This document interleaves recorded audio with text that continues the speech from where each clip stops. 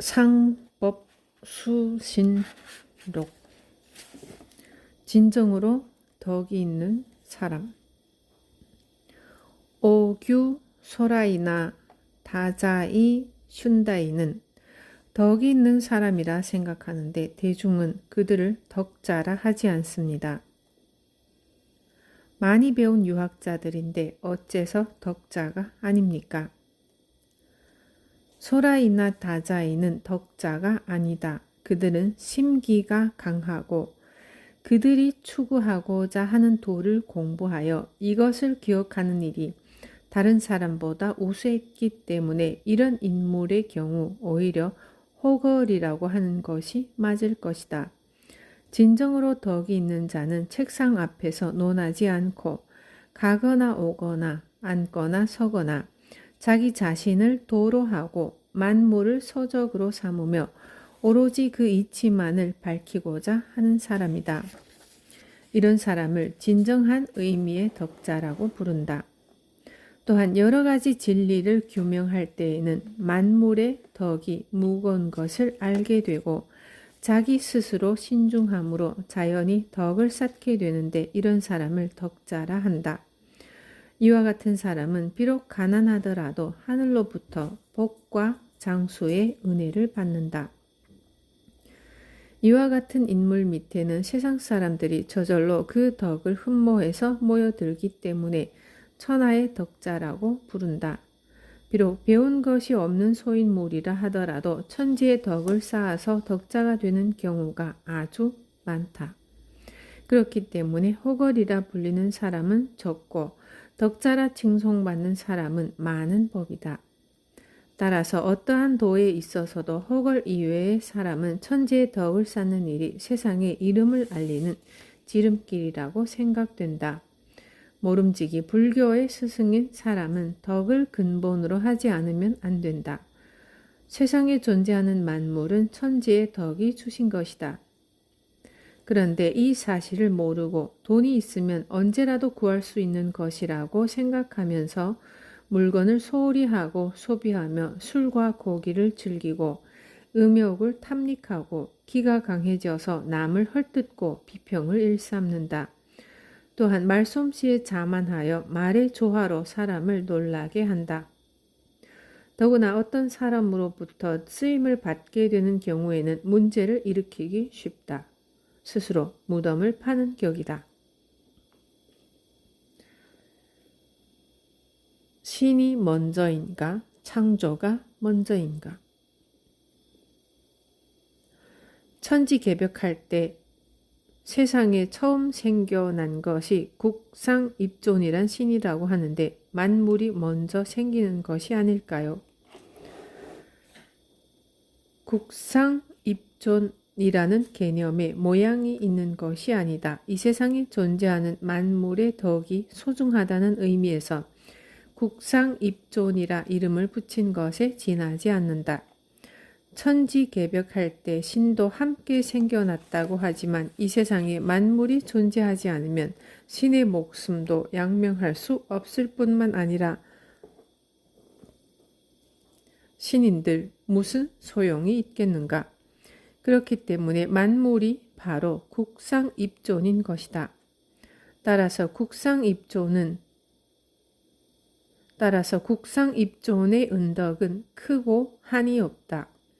만물의 덕을 아는 사람은 진리를 구명해서 자연에 존재하는 만물을 존귀하게 여긴다. 그러므로 만물을 존귀하게 여기는 사람은 만물을 함부로 소비하지 않고 근검절약을 생활화해서 스스로 우주 만물의 진리를 획득한다. 관상가는 이 덕을 알고 있기 때문에 먼저 자기 자신의 관상부터 시작해서 이것을 온전하게 보급시키고 일반 대중이 따라 수신하게끔 하는 것을 목적으로 한다. 그렇지만 이 덕을 획득하지 못한 관상가는 만물이 유전하고 날로 새로워진다는 사실에 생각이 미치지 못한다. 그래서 남의 관상을 봐도 관상을 보는 사람에게 해를 끼치게 되고 또한 불이익이 될 뿐이므로 실로 두려운 것이다. 다른 종교가 존재하는 이유. 일본이 신도만으로 충분하다면 다른 나라 종교인 유교와 불교는 필요 없는 것이 아닙니까? 신도로 충분하지 못하기 때문에 유교와 불교라는 두 가지 종교가 필요하다고 생각되는데 선생님께서는 어떻게 생각하십니까?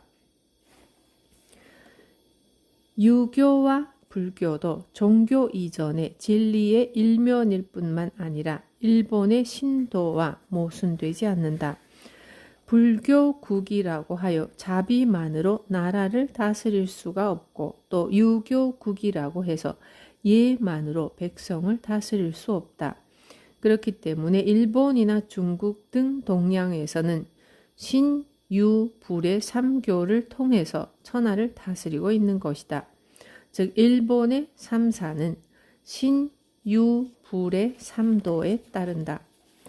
천조 대신은 중앙에 위치하고 있으므로 신도를 나타내고 8번 궁은 불법을 대신하는데 방생회가 있어 8번 대반경이라고 하며 불법을 의미하는 것을 알 수 있다.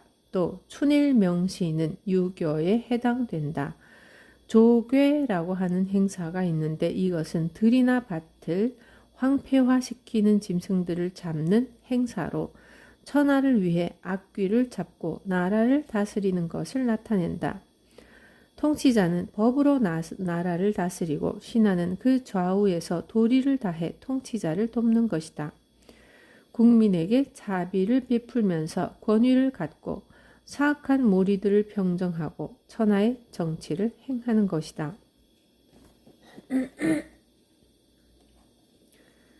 천조 대신은 태양의 신이고 신중함을 근본으로 한다.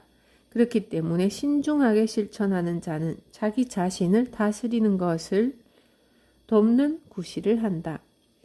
춘일명시인에는 소양 발달의 기가 있고 사람들의 입신 출세를 돕는 작용이 있다. 8번 궁은 말양의 끝으로 2번씩 출세하는 것을 돕는 작용이 있다. 가을은 결실의 계절이라고 하지만 사실은 모든 식물이 말라 죽는 살벌의 기가 있고 만물이 모두 망하여 그 근본으로 돌아가는 계절이다. 그런데 이를 알고 있다는 듯 8번 궁에서는 8월의 산짐승을 방생하는 법사가 행해지고 있다. 이 행사에는 만물이 헛되이 되는 것을 막는 상징적인 의미가 있다. 절제만이 답인가? 음식을 함부로 하는 사람은 출세영달을 할 수 없다고 하는데 중국 당나라 때의 이백은 천하가 다 아는 유명한 대주가였습니다. 그러고도 현인이라는 평을 받고 있습니다. 따라서 큰 인물이라면 음식의 신중함과는 관계가 없는 것 같습니다. 선생님은 이에 대해 어떻게 생각하시나요? 보통 술을 많이 마시면 몸과 마음이 흐트러지게 마련이다. 그러나 이태백이라고도 불리는 이백은 술을 많이 마시면서도 몸과 마음이 흐트러지지 않았다. 그래서 이름이 천하에 널리 퍼져 있는 것이다. 그렇지만 소인배들은 술을 많이 마시면 몸과 마음이 흐트러지고 만사가 뜻대로 움직여지지 않기 때문에 쓸모없는 인간이라고 한다. 일본의 고도 장군은 평소 술을 많이 마셨지만 몸과 마음이 흐트러지는 일이 없고 항상 위엄을 지킬 수 있었기 때문에 후대에까지도 그 용맹함이 전해져 내려오고 있다. 또한 이백은 술만을 마신 것이 아니다. 이백, 백배, 시 백편 이라 하여 술 한 잔을 마실 때마다 시 한 수를 지었다고 한다. 참으로 놀랄만한 일이다. 이백은 현인이라기보다는 평범한 범인으로 자기가 좋아하는 바에 따라 그 재능을 펼쳤을 뿐이다.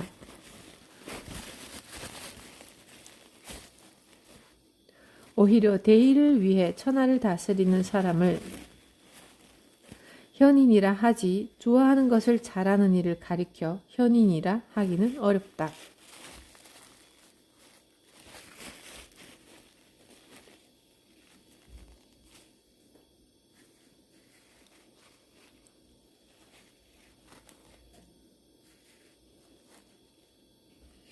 기도로 병을 고칠 수 있나? 저는 요즘 배탈이 나서 큰 고생을 하고 있습니다. 그래도 식사는 세 끼나 네 끼를 꼭 먹고 있지만 하는 일도 시원치 않고 모든 일이 뜻대로 되지 않습니다. 여러 종류의 약을 먹고 부처께 기도드리는 일도 게을리 하지 않지만 배탈이 잘 낫지 않습니다. 이유가 무엇입니까? 당신의 병은 음식을 많이 먹어서 생기는 병이다. 음식을 절제하지 않고 먹는 양을 정해놓은 것이 아니라 항시 달리해서 먹는 자는 무병의 관상을 가졌다 할지라도 반드시 큰 병을 얻는다. 이것은 모두 스스로 만들어낸 병으로 큰 고생을 하며 잘 낫지도 않는다. 스스로가 절제하지 못해 생긴 병을 신불에게 기도한다고 해서 감흥이 있을 리 없다. 기도한다면 자신이 먹을 음식을 먼저 신불에게 바친 후에 기도해야 한다. 그리고 단식하거나 만약 먹는다면 하루 3끼를 죽 2그릇으로 하고 100일 동안 기도해야 한다.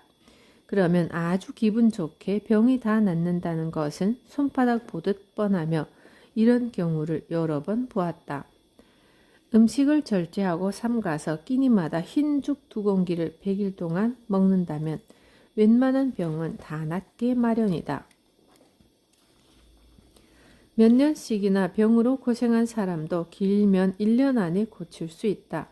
음식을 절제하고 신중히 먹는 자는 병에 걸리기 쉽지 않고 3일 이상 아픈 자는 없다. 입맛이 없다면 저는 태어날 때부터 병이 많은 체질로 다른 사람들이 맛있는 음식이라고 하여도 저는 그 맛을 모릅니다. 제가 어떻게 하면 음식의 맛을 느낄 수 있겠습니까? 그것은 질병이 많아서가 아니라 숙식의 일종이다. 음식이 맛이 없으면 먼저 3끼의 식사를 2번으로 줄이고 원래 2끼를 먹는다면 1번으로 줄여야 한다. 배를 비워서 먹으면 맛이 없을 수 없다. 절제해서 먹으면 맛도 생기고 숙식할 일도 없다.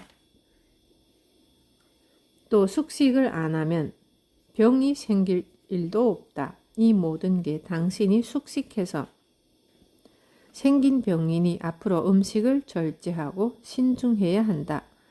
숙식이란 하루가 지나도 소화되지 아니하고 위장에 음식물이 남아있는 것이다. 성공하려면 집중력을 키워라. 저는 가업으로 여러 가지 사업을 했지만 하나도 성공한 것이 없습니다. 그 밖에 남다른 재주도 4-5개 정도 가지고 있습니다. 선생님께서 제게 맞는 가업을 하나라도 가르쳐 주셨으면 좋겠습니다. 당신의 관상을 보니 참고 견디는 힘이 없다.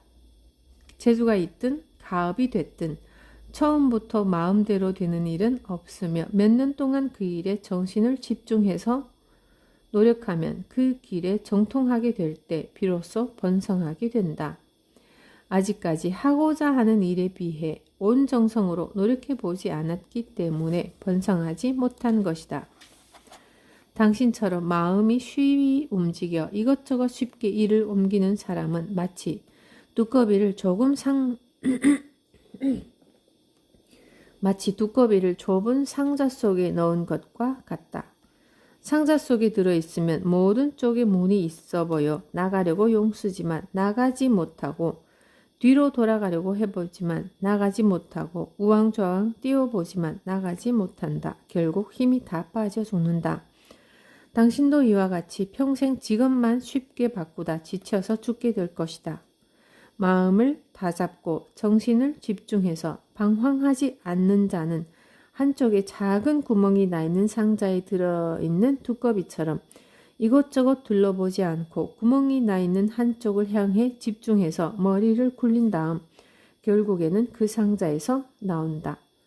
한낱 두꺼비의 지혜도 이러한데 사람의 마음을 집중하면 큰 산도 관통하고 이루지 못할 일이 없다. 모든 것이 다 자기 하기에 달렸다. 뜻을 성취하지 못하는 사람은 항시 술과 고기를 즐기고 정신이 해이해져 놀 시간은 있어도 마음을 집중시키지 못한다.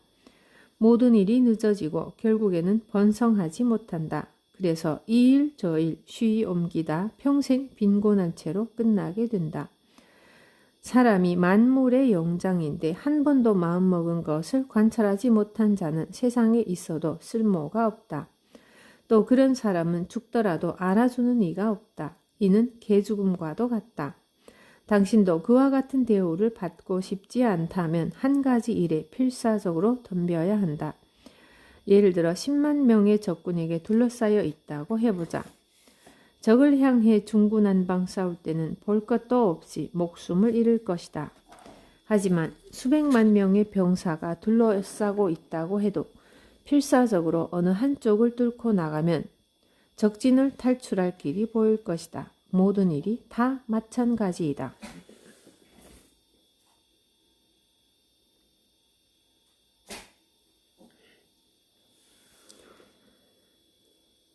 관상가가 왜 사후를 말하는가? 사람에게는 생명이 있는 동안 관상이 있겠지만 죽고 나면 관상이 없어진다. 그래서 관상이란 현세를 중시하는 것을 근본으로 해야 할 터인데 선생님은 항상 부처님을 존경하고 계시니 잘못된 것 아닌가요? 나는 신, 유, 불의 삼교 사이를 구별짓는 담장은 없다고 본다. 결국 진리의 가르침은 천지를 존중하고 만물을 존경하는 것으로 통하게 되어 있기 때문이다.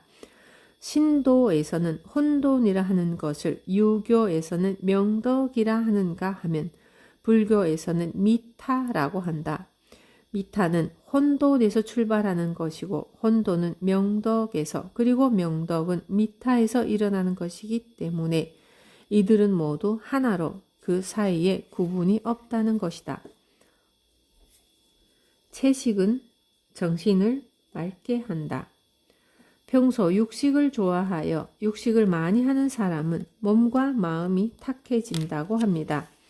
저는 항상 고기를 많이 먹지만 마음이 탁하지는 않다고 생각하는데 선생님께서는 어찌 생각하십니까? 정말로 마음을 탁하게 하는 것이 육식이다. 육식을 하고 난 후에는 기분이 좋지 않지만 채식을 한 후에는 정신이 맑고 기분이 상쾌하다. 사람의 귀천을 막론하고 마음이 탁해지면 그 도를 얻기 힘들고 마음이 탁해진 사람은 자기 몸을 다스리기가 매우 힘들다. 그래서 불가에서는 불도에 전념할 수 있도록 하기 위해 출가한 사람은 육식을 금하게 하고 제가의 일반 대중에게는 육식을 하지 않는 날을 정해놓고 있는 것이다. 이러한 것들은 마음이 탁해지면 좋지 않은 일을 하게 되므로 자기의 몸을 더욱더 잘 다스리고 수행하기 위해 만든 계율이다. 육식을 한다고 해도 많이 먹지 않으면 상관이 없다. 사람들이 자기 나름대로의 각양각색의 일을 해야 하기 때문에 음식을 절제하고 삼간다는 것은 일반 대중에게는 대단히 어려운 일이다. 그렇기 때문에 출가한 스님처럼 자신의 몸을 내던진다는 각오로 음식을 신중히 하지 않으면 좀처럼 삼가고 절제할 수 없다. 또한 육식을 하더라도 자기 신분을 알고 자기 신분에 맞게 먹는 것은 무방하다.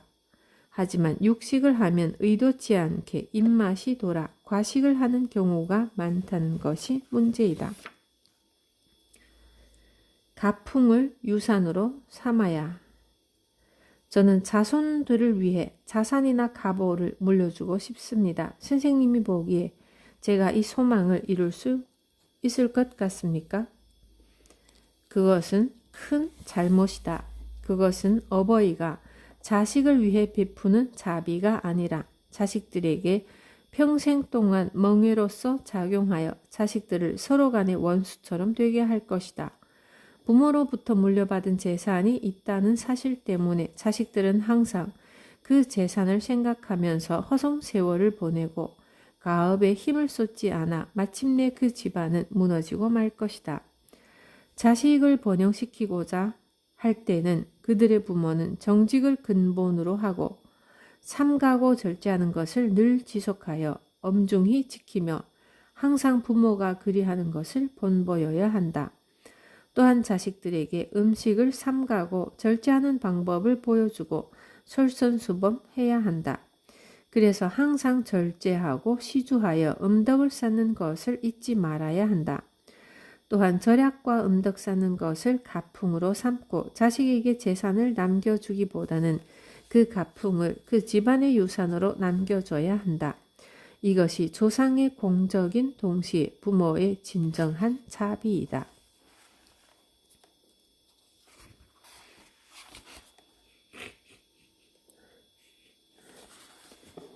1년을 조심하면 1년을 더 산다.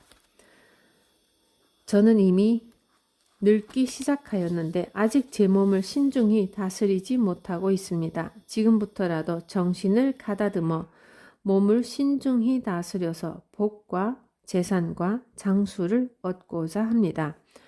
선생님께서는 제가 몸을 신중히 하면 복과 재산과 장수를 얻을 수 있을 것이라 생각하십니까?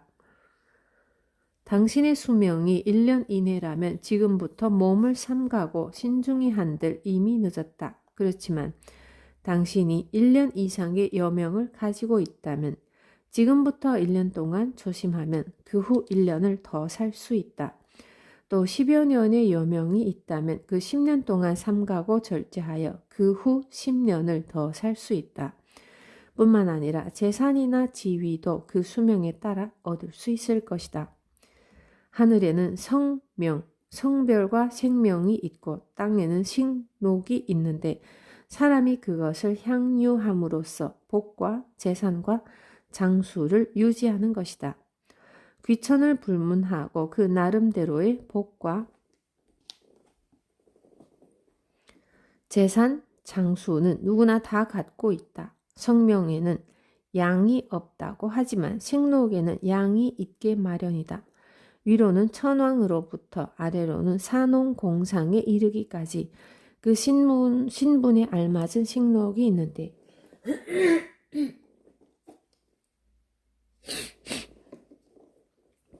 대략 하루에 3에서 5호부로 정해져 있다. 이 식록의 정량을 넘겨 과도하게 먹는 자는 반드시 복과 재산과 장수에 손상을 입게 된다. 그래서 대식하는 사람은 입신 출세하지 못하고 목숨도 짧다. 따라서 과식하지 않는 자는 자연히 복과 재산과 장수를 유지할 수 있다. 소식하는 자는 건강하고 그 나름의 복록을 얻어 병으로 앓는 일도 없다. 재산과 지위 등의 복록은 천하가 공유하는 재산이지만 수명만은 자기가 하기에 따라 단축될 수도 연장될 수도 있다. 그렇기 때문에 수명 그 자체에는 길고 짧음이 없지만 자기가 스스로 하는 바에 따라 길고 짧음이 생기게 된다. 결국 복록을 유지하고 수명을 연장시키는 일은 평소에 음식을 절제하고 신중히 하는가 그렇지 않은가에 따라 결정된다. 목숨은 먹지 않고서는 유지할 수 없다. 그렇기 때문에 사람은 음식을 근본으로 해야 한다. 그렇지만 그 근본이 문란해지고 절제가 없어지면 근본적이고 말초적인 것까지 다스릴 수가 없게 된다. 따라서 음식을 절제하지 않고 먹는 양이 일정치 않은 자는 마음이 흐트러져서 몸도 다스려지지 않는다. 수양하는 데 있어 식사량이 일정치 않으면 집과 처자식을 다스리는 것도 할 수 없으며 스스로 어두워진다. 그러므로 수신하여 복과 재산과 장수를 지키고자 한다면 먼저 식사를 엄격하게 절제하고 신께 일정량을 헌납하며 복과 재산과 장수를 기도해야 한다. 식사는 복과 재산, 장수의 기본이며 배불리 먹으면 결국 그 기본을 잃어버려 복, 재산, 장수를 지킬 수 없게 된다. 천하에서 가장 귀중한 것. 저는 평소에 재산이 있으면 무엇이든 할 수 있다고 생각했습니다. 하지만 선생님께서는 정말 금은보화라 할지라도 음식보다는 귀하지 않다고 생각하십니까? 천하에 가장 귀한 것은 음식이다. 왜냐하면 음식으로 말미암아 생명이 유지되고 있기 때문이다. 생명이 없으면 우리가 어떻게 부모님께 효도할 수 있겠는가? 우리는 엄마 뱃속에 있을 때부터 이미 엄마의 음식을 즐겨 먹는다. 이것을 흔히 입덧이라 부른다. 즉 태내에 있는 생명체가 즐기는 것을 모체도 즐겨 먹을 수 있도록 하기 위해 일어나는 생리적인 현상이다. 이렇게 사람은 태어나고 그 목숨이 끝날 때까지 먹기를 계속한다. 자기에게 주어진 음식을 다 먹었을 때에는 자기의 수명도 다한다. 그래서 사람이 병들어 앓기 시작하여 죽음의 상태에 도달했어도 자기가 평소 좋아했던 음식을 먹고 싶어 하는 것이다. 한 입만이라면 괜찮을 것 같지만 한 입이라도 쓸데없이 먹었다가는 스스로 복과 재산, 장수를 해치는 것이다. 관상에는 기라고 흉한 것이 없다. 모두 음식을 통해 정해지는 것이다. 그리고 그 당시의 기륭화복은 혈색에 나타나는데 음식을 절제하는 것이 중요하다. 음식을 절제하는 것이 복과 재산과 장수를 지키는 최고의 방법이며 그 외에 다른 방법은 없다. 관상가의 도. 관상을 정확히 규명하기 위한 요령은 무엇입니까? 음식 절제 외에 다른 요령은 없다. 책을 봐도 소용없다. 먼저 관상의 기륭을 정확히 알고 싶다면 내가 늘 말했듯이 음식을 낭비하지 않고 엄중히 정해진 양을 먹으며 만물이 천명을 헛되이 하지 않도록 하며 스스로 만물을 낭비하지 않고 3년 동안 이를 실천하면 관상법의 오묘한 진리를 알 수 있다. 나는 항상 이와 같은 일을 실천하면서 남의 관상을 보는 것이야말로 관상가의 도라 여기고 있다. 그러나 아직도 이와 같은 관상학의 기본을 실행하지 않는 관상가는 남의 관상을 보고 왜 기륭이 있는지 그 근원을 알아야 하는데 그것을 모른다. 그런 관상가가 대부분이다. 이러한 관상학의 오묘한 진리를 모르는 관상가는 도적이라 할 수 있다. 무의식으로 쌓은 음덕. 인색한 사람이 차츰 유복해지는 것을 본 적이 있습니다. 반드시 삼가고 신중히 하는 것만이 좋은 것은 아니라고 생각됩니다. 물론 그런 경우들도 가끔 있다. 이와 같은 자는 먹고 싶은 것을 안 먹고 가족들에게 충분한 음식을 주지도 않는다. 결국 이것이 음식을 절제하고 삼간 결과가 되어 유복해진 것이다. 인색했기 때문에 결과적으로 자기가 먹지 않은 분량만큼 천지에 되돌려준 것이 되어 무의식 중에 천지의 음덕을 쌓아 자기의 복, 재산을 연장하게 된 것이다. 그러나 이와 같이 인색한 자의 관상은 어딘가 모르게 부족하고 평생 모은 복, 재산이 생각보다 많지 않다는 사실을 알게 될 것이다.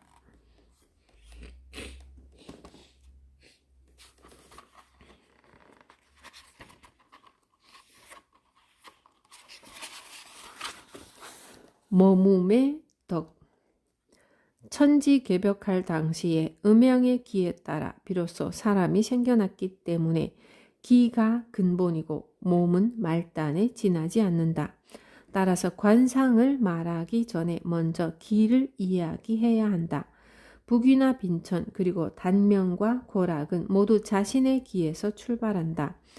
또 자기의 덕을 덕이라 하지 않고 천지의 덕을 얻고 이것을 쌓은 관상가는 천하제일의 관상가라 할 수 있다. 따라서 덕은 득이고 덕은 천지의 덕으로 여기서부터 얻어지는 것은 모두 나의 득이다. 나의 이익을 버리고 천지의 덕을 얻는다면 이는 자기 스스로의 득이 될 것이다. 자기 일은 버리고 자기의 득만 위한다면 천하의 도적이다.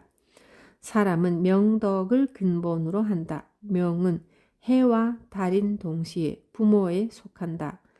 사람은 부모의 덕에 의해 생겨났기 때문이다. 따라서 자기의 마음이나 몸은 모두가 다 명덕인 것이다.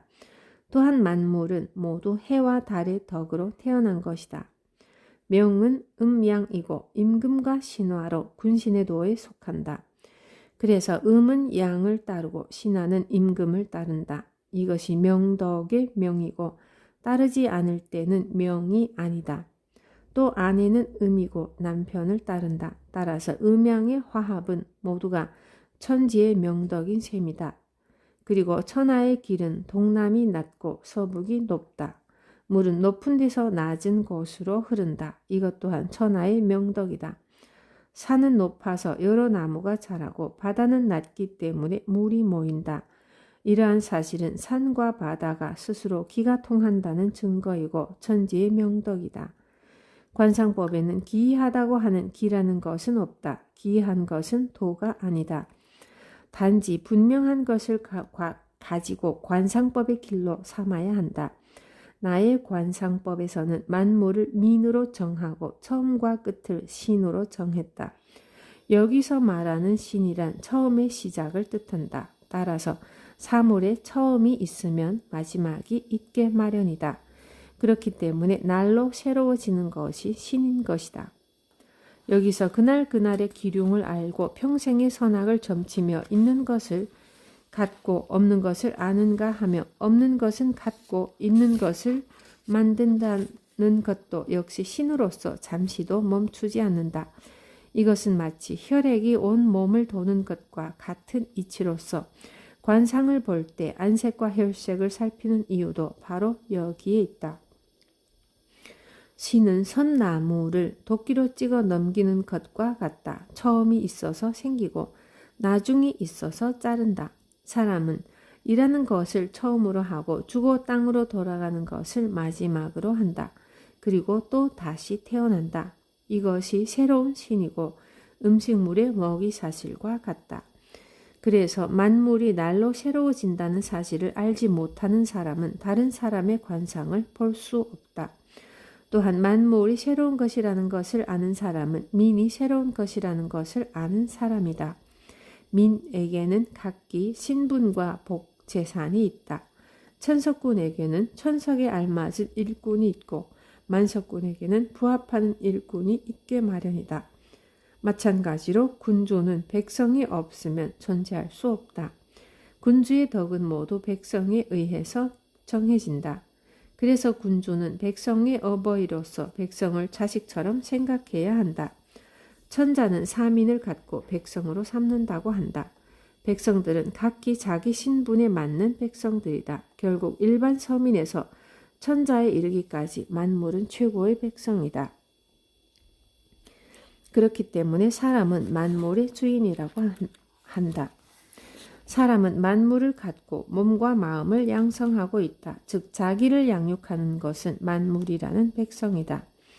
만물을 존중하고 소중하게 여기는 것도 민을 새롭게 하는 것이라 할 수 있다. 또 매일 새롭게 만들어져 가는 것을 가리켜 명덕을 밝히는 것이라 한다. 자기 자신을 모르는 관상가는 만물인 민을 민으로서 하는 천명의 근본을 알지 못한다. 따라서 멈추는 것을 모르고 교만해져 천하를 보지 못한다. 천하를 관상하고자 할 때는 상법의 명덕을 알아야 한다. 이러한 이치를 아는 사람은 천하의 길을 아는 사람이다. 천하의 길을 아는 사람은 자신의 위치를 알게 되므로 자기가 머물 곳에 머물게 된다. 이런 이치를 모르는 사람은 무법으로 교만해져서 대중을 관상할 때도 천하의 교만함을 멈추지 못한다. 도를 밝게 해서 대중을 그 길에 머물게 하는 것을 지선에 머문다고 한다. 자기 자신도 지선의 이치에 머물지 못하면서 어떻게 일반 대중에게 도를 설교하고 착한 길로 인도할 수 있겠는가? 자기 자신이 그 길에 어두우면 다른 사람을 밝게 할 수 없으며 오히려 그 사람을 해칠 수 있다. 머문다는 것은 선한 일이고 모든 일이 수습되어 더욱더 발전하는 근본이며 그 결과는 스스로 분명해진다. 또 멈추지 않으면 나쁜 일이 겹쳐서 결국에는 스스로 점점 더 어두워진다. 생애의 기륭을 점칠 때는 이와 같은 이치를 깨달아야 분명하게 알 수 있다. 상지정이라는 책에 사람은 오로지 위를 보지 않고 멈추는 것을 근본으로 한다. 머물지 않는 자는 그릇되었으며 그래서 천운이 없다라는 말이 나온다. 머물 때 천운이 위에서 내려와서 옳고 바른 일을 시작할 수 있다. 또 때가 되면 태양은 떠나지만 움직이지 않고 머물러 있으면 다시 태양이 찾아와서 모든 바른 일을 다시 시작한다. 한 가지 일에 전념하면 자연히 가업도 번창하고 성공할 수 있다. 관상가가 지선에 머물지 못하면 자연히 하늘을 깨닫지 못하며 하늘의 이치를 깨닫지 못한 관상가는 관상가라 할 수 없다. 면허 개전에 상법의 궁극적인 진리가 담겨 있지만 이것을 문장으로 표현하지 못하는 것이 유감이다. 이것은 신중함에 전념하여 무상관을 시작으로 천체관에 이르기까지 극의를 가장 심원한 비법으로 삼고 있다. 제자가 많아도 이를 전수받은 사람은 손이 꼽을 정도로 적다. 또 수양심에 따라 이를 전파하고자 하여도 어려워서 듣는 이가 중도에 포기하고 만다. 혹시라도 내 이름을 더럽히는 자가 나타날 것을 염려해 그 후부터는 비법을 전수하지 않는다. 만약 수양하고자 하는 의지가 있는 사람이라면 먼저 음식을 절제하고 신중히 하며 세상의 만물이 모두 자기를 위해 쓰이고 있다는 진리를 깨달아야 한다. 내가 전하고자 하는 뜻이 그것이다. 이것 외에 전달할 것이 없다.